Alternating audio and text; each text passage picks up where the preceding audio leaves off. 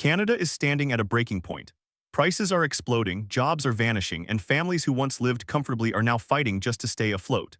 And in the middle of this economic storm, the Carney government continues to pour gasoline on the fire.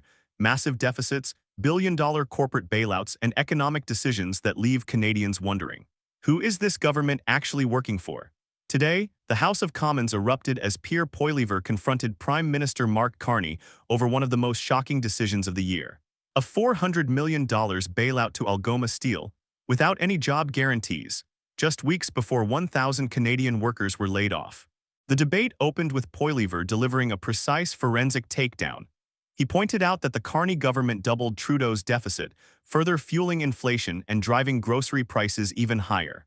And yet, despite this massive spending, Carney still couldn't secure a deal that protected Canadian jobs. Poilievre's accusation was simple and devastating. How could the Prime Minister be so incompetent that he handed a corporate CEO $400 million with zero job guarantees, only for 1,000 Canadian workers to lose their jobs weeks later? This wasn't political theater. This was a real question echoing through households in Sault Ste. Marie and across the country.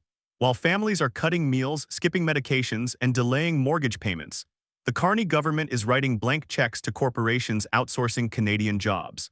Faced with Poilievre's attack, Carney did something Canadians notice more and more. He avoided answering the question and instead quoted a CEO, not workers, not families, not unions, a CEO.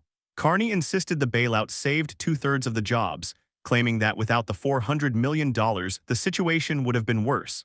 But this is the problem. If you're spending taxpayer money, you don't hope for better outcomes, you guarantee them. And Poilievre seized the moment with the sharpest line of the day. As long as the CEO is happy with the $400 million gift, that's all that matters to these liberals. He framed the issue perfectly.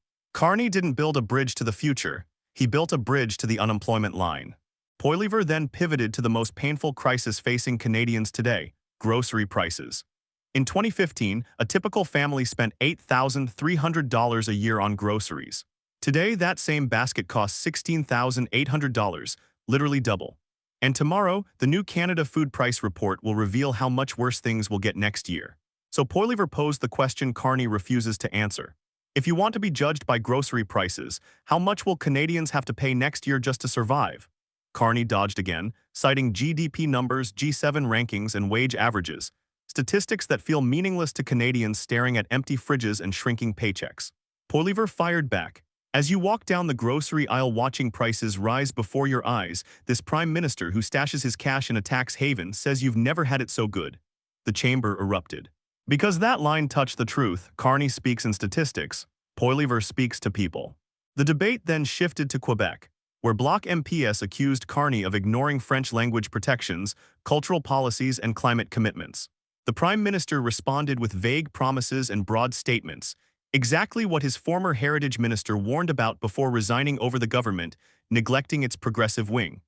Carney insists nuclear energy and carbon capture are part of his climate vision. But Quebec voters see something different. A Liberal government drifting away from environmental ambition, drifting away from Quebec priorities, and drifting toward a political identity crisis. From the bailout scandal to grocery inflation to a failing climate message to internal fractures within the Liberal Party, one theme is becoming clear. The Carney government is losing control of the narrative and Pierre Poilievre is seizing it. He is sharper, more disciplined, more focused, and increasingly aligned with the frustrations of working-class Canadians.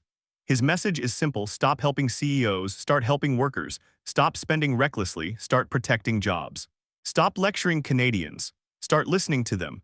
Whether you support him or not, Poilievre is becoming the voice of a Canada that feels unheard, overtaxed, and left behind. And every time the Carney government hands corporations another bailout or dodges questions on grocery prices, Poilievre's voice only gets louder. What happens when a government spends $400 million to save jobs, only for 1,000 workers to lose them anyway? In a week where grocery prices, inflation, and job losses already dominate kitchen table conversations, the Carney government is facing intense scrutiny in Parliament. Pierre Poilievre, serving as the leader of the opposition, is pressing the Prime Minister with tough questions that millions of Canadians are quietly asking at home. Tonight, we break down the facts, the fallout, and the political storm surrounding the $400 million Algoma Steel bailout, and what it tells us about the state of Canada's economy, its leadership, and the future ahead. Welcome to a deeper, fact-driven look at Canadian politics, without spin, without noise, and without partisanship.